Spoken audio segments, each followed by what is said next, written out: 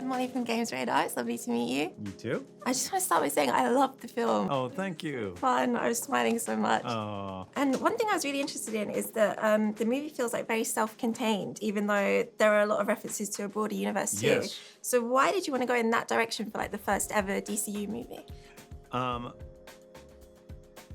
I think that in terms of the DCU in general, I want the movies and the TV shows to be mostly self-contained.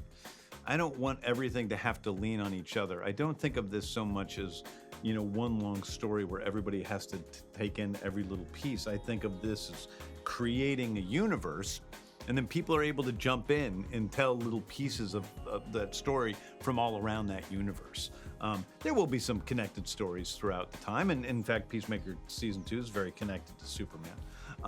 But it doesn't need to be that way, and I want people to be able to enjoy any specific piece of entertainment by itself. Definitely. And obviously, you have experience making superhero movies with Marvel, but this time you're also co-CEO of DC Studios. So in that context, was there anything about making Superman that you were kind of surprised by compared to your experience on Guardians, especially where, since you're kind of like Kevin Feige and the director rolled into one? Yes. Yeah, that's true. Except for Kevin has to do a lot of stuff that Peter does, and Peter takes care of a lot of things for me, my partner. I think it was interesting. In one way, though, it's weird because you say I've made superhero movies with Marvel, but I really didn't.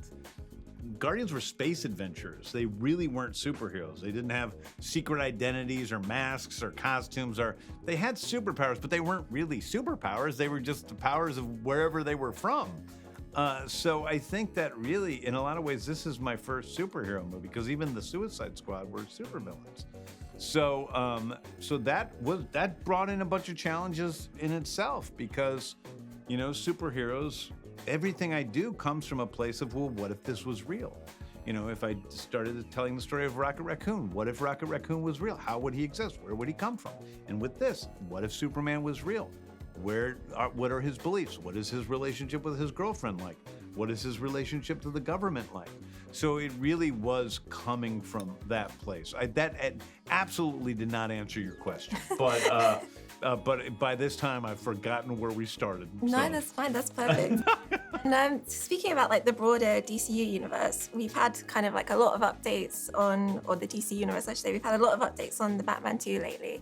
But I think my most anticipated project is The Brave and the Bold. So I really want to know, like, how is that coming along? Are there any updates you can share? There's really no new updates. I mean, we're working on a script. We, have a screenwriter who's hammering away at it. I'm very involved, and so we'll see what happens next. I wish I had more news for you, but I don't.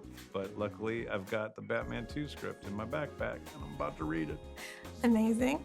And considering Superman has like such a rich comics history, you had so much inspiration to draw from. So how did you decide on what to include in this story? As it feels like maybe you've gone for some more deep cuts than we've seen before, like the Hypno Glasses. Yeah. Well, again, it comes from the place of, what if Superman was real? Like, for me, even as a little kid, I'm always like, what's with the glasses? How is that a disguise? Now, I know some people are like, well, it's suspension of disbelief. He's a superhero. He has a cape. But I'm like, I don't know. I think there's a reason for the cape. It's because he looks cool. What's the how do glasses hide his identity? And I said that to Tom King in our, we have this group of writers who we met with to sort of plan out some of the beginning stages of the DCU. And Tom is like, well, there's I was saying, I'm upset about the glasses. And Tom's like, there's a reason canonically for the glasses. I'm like, there is. And he's like, yes, they're Hypno Glasses.